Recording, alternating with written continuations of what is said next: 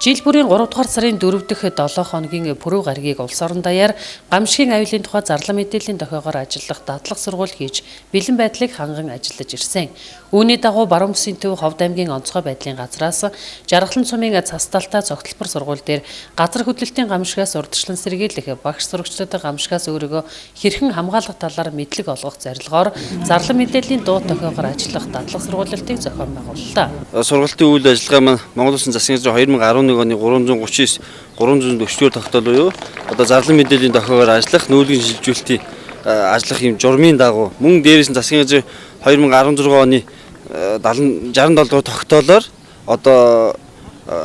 газар хөдлөлтийн гамшигаас урьдчилан сэргийлэх таниулах өдөр болгон зарлалтай холбогдуулаад одоо энэ хүү арга хэмжээг зохион байгуулж байгаа. Энэ удаагийн дадлаг сургуулилтын ажилд Монгол Улсын их сургууль болон Японы Нагоя их сургуулийн доктор профессорууд мөн JICA-гийн төслийн ажилтнууд оролцож багш сурагчид газар хөдлөлтийн гамшигын үед өөрийгөө хэрхэн яаж хамгаалж урьдчилан сэргийлж байгаатай танилцсан тэдэнд мэдлэг мэдээлэл өгч хамтран ажилласан юм а. Учир нь өнгөрсөн 2017 оны 10 дугаар сараас Баруун Бүсийн төв онцгой байдлын газартай хамтран дээрх чиглэлээр 5 жилийн хугацаатай төсөл хэрэгжүүлж байгаа юм.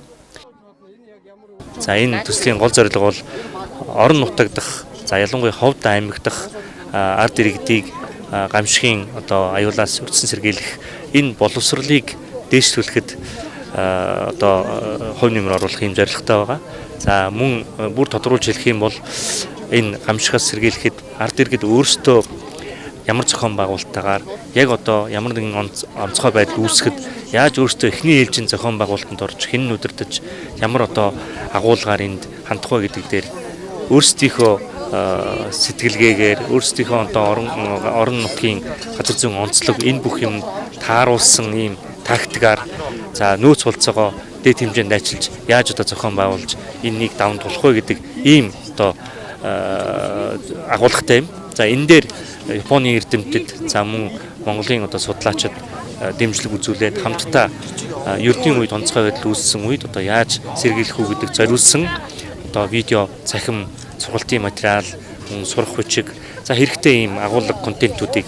бэлтгэхэд одоо чиглэсэн ийм төсөл хэрэгжиж байгаамаа. Энэ удаагийн дадлаг сургуулилтанд цас талтай цогцлбор сургуулийн 470 гаруй багш сурагчид хамрагдаж газар хөдлөлийн гамшигаас урьдчилан сэргийлэх хамгаалах талаар мэдлэг мэдээлэлтэй болж дадлага эзэмшлээ.